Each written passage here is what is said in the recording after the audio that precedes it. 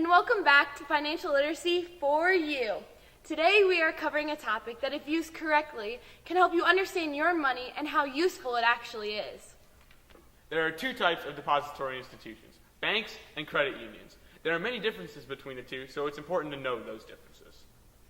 A commercial bank is the most common type of depository institution. They are open to the public, which means that almost anyone can open up an account there. They're also for profit. This means that every person that they have opened an account there, the bank will make a little bit of profit off of each person. Credit unions are more or less the least popular of the two types of depository institutions. The reasons for this are that it is private and nonprofit. Only members get loans and can store their money there. Members must often own stock in the company and usually need to have more money in their accounts at all times. Some advantages of credit unions is that they often offer higher interest rates on accounts that you hold and lower interest rates on loans that you can take out. Both depository institutions are insured up to $250,000 per account per person. So if your bank goes bankrupt, you can still get the money that you've saved up there. The only difference is who insures the depository institutions. The FDIC, or Federal Deposit Insurance Corporation, insures commercial banks, while the NCUA, or National Credit Union Administration, insures credit unions. Now that we know more about depository institutions, let's get a little bit more specific. Interest is a very important part of this. Interest is the money that you pay to borrow someone else's money. For example, if you put your money into a savings bank, the bank will pay you a 1% interest to use all of the money that you have deposited for other people. Interest is usually calculated yearly. When you're looking for a loan or looking into an account, it's important to look for high interest rates, especially when you're depositing, and look for low interest rates when you're paying interest, like paying off a loan.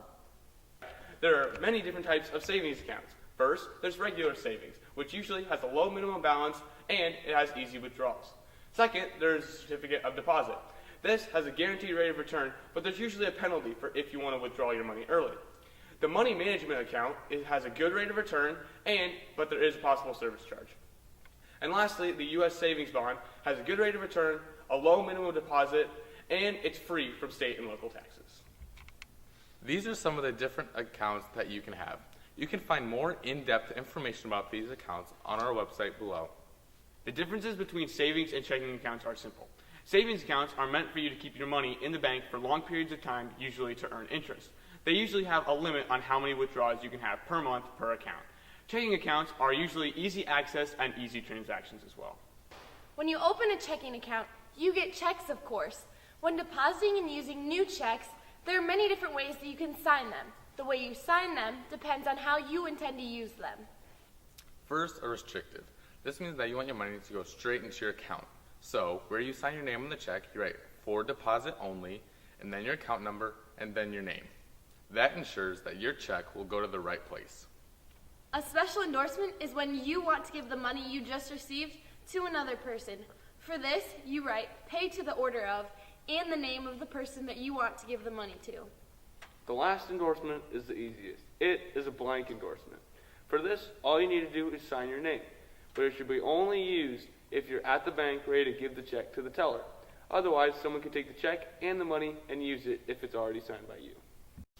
It is vital to keep tracking your money every moment and then reconcile your bank accounts.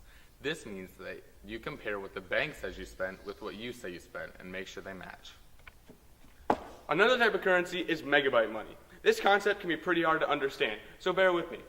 Megabyte money is a medium of exchange, replacing currency and checks as payment. There are a few types of megabyte money.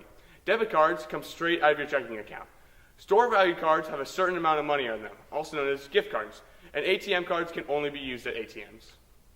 Banks have been changing a lot lately with the addition of some convenient services like online banking, vendor payment options, and mobile and telephone banking. Now with all of these facts, you can be a whiz at depository institutions. Join us next time on Financial Literacy for You.